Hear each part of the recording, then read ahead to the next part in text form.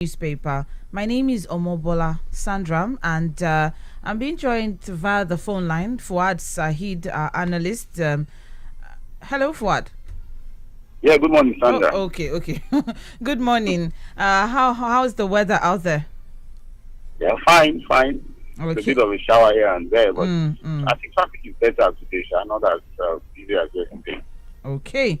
All right, then let's just get into it. We don't have so much time, but we have a lot of stories to cover. All right, so we'll start with the Guardian newspaper and let's see what are the trending stories that we have on the front page of the Guardian. And the major headline there is saying payment of fuel subsidy is organized crime. And that's coming from Peter Obi, the presidential candidate of the Labour Party. And there are riders to that particular story. We have, okay, there are riders to that particular story. We have LCCI president. Tinubu is next to address private sector in October. We also have group accuses Oshomole of using Obi's popularity to seek relevance. Labour Party candidate tells Nigerians to vote character and competence. Okowa to Bode George. Delta PDP intact, not in crisis. Wabara meets Fintiri in Yola over Ayu. So there was the private sector economic forum. That's the second one. The first one, which happened last week, where Atiku Abubakar made the statement as regards privatization and meeting, speaking more with the private sector. All right. So the second phase, or the second in the series of the private sector economic forum of the Lagos Chamber of Commerce and Industry had Peter Obi, the presidential candidate of Labour Party, as a guest speaker. And he said that a statement, and I'm reading directly from the reports now, that government is behind oil theft in the country. And he went further to say that payment of oil subsidy as currently practiced in Nigeria is an organized crime. And we need an aggressive production of local refining, make resources available to ensure a private sector-led oil refining. And that is coming from Peter Obi. He said a whole lot. Aside from that, I think he also went into the economy also. Speaking on challenges relating to high exchange rates, he said that the problem was due to fiscal recklessness, and stating that Nigeria needs to move away from being a consumption to a production nation, as is known to, always state. But as regards this payment of fuel subsidy being an organized crime and the fact that the government is behind oil theft in the country, as regards that statement coming from Peter Obi, I don't know, but is this some sort of deja vu? Do you feel a sort of deja vu? The fact that, remember some 8 years ago, we heard something similar from another, opposition party? Well, I will say that at least we are getting specifics now, bit by bit. And I will say that Mr. Peter Obi is not really saying anything new that we don't know. Because the facts are there. We know that the subsidy regime is fraught with a lot of corruption. Okay. I like the fact that he was able to call it an organized crime. There's no other word to use other than to agree that yes, it's indeed an organized crime. I like the fact that he didn't just say, well, we are going to remove subsidy. He also talked about the fact that we need to look at how to refine locally. But again, he has come up with the idea of a private sector-led refining situation where we have to So to him, it has to be privately led. It has to be a private sector-led situation. I agree with him because, again, I think in everything that we've done in the public sector, it has always been corruption all the way. It's unfortunate that we are a nation where government-run businesses can never survive. There are other nations that have been able to do it and are doing it well. But my fear with private sector-led economy, again, where we get to the idea of capitalist orientation, is that it's always about profit. So yes, we can have a private sector led economy, especially when it comes to the oil sector. But it has to be well regulated. It has to be done in a way where Nigerians are well protected and taken care of, so that it doesn't become survival of the fittest, and you have a situation where you continue to widen the gap between the rich and the poor. And that's why I always call for a socialist, capitalist economy, where, yes, you have the private sector participating actively, and alongside a robust, well-organized public sector. So I like the idea of, yes, we have a private sector-led economy in the oil sector, but it must be well-regulated, and there's no reason why we shouldn't have a well-organized, corruption-free public sector also actively involved in whatever we do in the oil sector. Right. On the issue of forex and foreign exchange, yes, we have a shambolic monetary policy. A lot of us have continued to wonder why we have the CBN governor still on that seat. Yes, people will tell you that there are rules on how to remove him. He can't be removed by fiat. But honestly, how the guy has survived this long with the crisis and the instability we have in the foreign sector, it beats my imagination. But again, it is what it is. I like the fact that, yes, we are getting specific. Okay, so speaking of specific, since you keep hammering on specific, so I'm also going to look at his statement as regards insecurity, and he is proposing a multi-level policing from federal to community security system. That's fantastic. That's what he's proposing as regards insecurity. Another specific from him, which is completely fantastic, and those are the kind of statements we want to hear. Those are the kind of commitments we want to hear from the front runners as far as the presidential election is concerned. So we now know that for Mr. Peter Obi, and when it comes to insecurity, he's looking at a multi-level security system where we have the federal police, the state police, and even the local police, what you call community policing. So at least we know that that is what he is committed to. So very good, because again, I don't think there's any other way when it comes to policing in Nigeria. We need to evolve it. We need to unbundle it. The idea of having that unitary structure where the commissioner of police in the state is only answerable to the IG is not sustainable. It's not helping our situation. I think he spoke well. I have to say that all the things he said looks very good as good solutions to some of the problems we're facing in the country at this time. All right. Okay, so more details on page 6 of the Guardian newspaper. We're moving on now. We also have here Tinubu appoints Akeredolu as Southwest campaign coordinator, and that's on page 5 and that's on page 5 of the Guardian newspaper. Also have here that the Southern Governors Forum has received with great news the resolution of 19 northern state governors and northern traditional rulers to call for the immediate establishment of state police to address the continued insecurity challenges in the country. So I think everybody is committed to the idea of a state police at this time, because it's probably this is the worst situation we've had when it comes to insecurity in the country: banditry, kidnapping, all manner of unrest and all of that. So I think this is the time that I think it's not negotiable again. I think somehow we are now all committed to the idea of having a state police. Again, as good as it is in the books, as good as it is when we look at that model as practiced in other climes like the United States and other parts of the world, Nigeria is a peculiar nation. We are going to bring it down here now and then mess it up completely. The greatest fear of Nigerians when it comes to state policing is the attitude of Nigerians when we talk about governors. Who are going to be in charge? Who are going to be the ones funding? Who are going to be the ones calling the shots? Like every other thing, our governors are not completely responsible in managing power. Just the same way some people argue that, okay, at the federal level too, we've had situations where these things have been abused. But honestly, with the governors, there's a lot of worry. We know how reckless they can be with power. We know how irresponsible I'm managing my work it can be with power. But again, we are between the blue and the big blue, so you have to go with one. And I think for now, we just have to go with the state policing and see and hope that it works well for us. All right. Thank you very much. More details of that on page 5. Also, tribute, tears, prayers as world bids Queen Elizabeth II goodbye.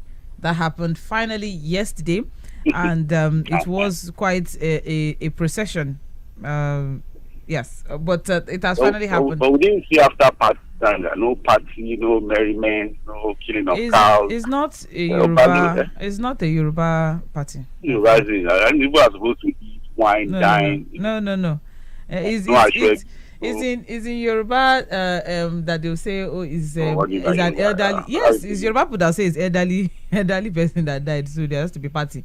But people were crying. No, for what? Did you see the video? Yeah, of course. She's a monarch that is loved by people and by a lot of people all over the world. So I think she's able to bring that charm and class into what you can call monarchy. She's a woman of great repute and respect. She carries herself well. She aged gracefully. I looked at the last picture, the last official picture that was released by the Buckingham Palace, and honestly, she's a woman I think blessed in all ramifications, and I think she lives a good life. It's okay. Lives a good life. All right. More details on page 6 of the Guardian. Still moving on, we also have here. Travelers miss flights. Motorists held up for hours as students lock down Lagos airport roads. That's on page 8. It was quite an outing yesterday, and although the police were there, but still nothing could be done. There was a lot of blocking. Although I also learned that some airlines had to reschedule their flights, and then the students are also thinking of moving to at the Apapa seaports later today, so they are going around. Well, again, we will always ask the students to shun violence. Protest is one of the rights as enshrined in the Constitution, but it has to be non-violent, and they have to be very methodical about it. And we understand that in all of this, they are the major stakeholders, I must tell you, because federal government on one side, ASU on one side, the students are the one, at the receiving end at the end of the day. As a student union leader in the past, I understand what will be running in the heads of these union leaders and the students on how to really make a statement, at least a strong statement to the government and ASU, so that at least a lasting solution and the final solution can be reached quickly. I would have thought that I think that more of the protest should be at the corridors of the people that call the shots in the country. For example, I was going to go there. Okay. There's no reason why, for example, the Minister of Education should not get to his office every morning and meet the students there. Asking him questions, not getting violent, just asking him questions. And if the classrooms are not going to be open, at least they can sit in front of the office there and take their lectures. So that maybe when they begin to see the students every day, they will take them seriously and look for a lasting solution. So we understand their frustration. We sympathize with the students. We are in solidarity with them, deservedly, because again, 7 months out of school is completely crazy. That's an entire school year. I mean, if you now the whole session is lost completely. If we look at it. Oh well. So, and a year for someone that's a lot, a lot, really, a lot. The life of a human being just to waste away like that. It's unfortunate. One would think that with all that has been ongoing, there would have been some sort of rapid response or immediate attention to it, but still as it is now, nobody is still saying anything, although we're still waiting for the results of the meeting, the National Assembly and ASU, they are meeting today, so we're going to know what will be the outcome of that meeting at the end of the day, hopefully. Well, I actually think that yes, ASU will meet. I don't see the position of ASU changing. I think the National Assembly should be meeting more with the federal government. People like Badia Miller, who have suddenly realized I needed to intervene, I think should be finding a way to knock at the door of the President, the Minister of Labour and Education, and look for ways of meeting up with all the demands of ASU. I saw that the students are also with ASU, and that's a reasonable thing to do. And what they are saying is that, look, you just have to find a way to meet up with the demands of ASU. I think people continue to blame ASU for all manner of things, this and that, blah, blah, blah. I'm sorry. My own position, and honestly, that's just my own position. Borrow, beg, or steal. the government should find a way to meet up with all the demands of us. As simple as that. All right. More details on page 8 of The Guardian. We also have how bureaucratic bottlenecks obstruct Nigeria's development. And that's coming from Afe Babalola. And we can get more details on page 3 of The Guardian newspaper. So apparently, he's blamed bureaucratic bottleneck by agencies of government for impeding the country's development. Before we go, we need to unbundle things. The reason why we need to, when you lump too many things together at the center, you have that kind of bureaucracy. I understand where the other statement is coming. Oh, all right. Because he gave instances, different instances. He gave instances of the fact that customs collects hundreds of millions from university as tax and duties, but then what exactly is the equipment, or what exactly are we getting from that? That's as regards COVID-19, and also even as regards COVID-19, NAFDAC, due to bureaucracy and whatnot, a lot of countries were able to come up with vaccines, but Nigeria is still struggling to translate some of their projects into products as it is. So but more details on page 3. It is quite an interesting read, but still on the front page of The Guardian, we also have INEC false claim it failed to register 7 million voters. So INEC has responded, and INEC is saying through the Commissioner for Voter Education, Festus Okoye, that dates, and they were giving regular, updates on statistics and whatnot, and it's just that people just prefer to do 11th hour situation. So, but from the look of things, though, it seemed like INEC is sticking by their guns and moving ahead. But then, just as someone mentioned yesterday, it's in court. So let's see how it will turn out. Yes, exactly. Allow the court to decide. Yeah. Exactly. All right. Moving on. That more details of that on page 4. We also have relocate communities urgently over flooding. NEMA is still warning.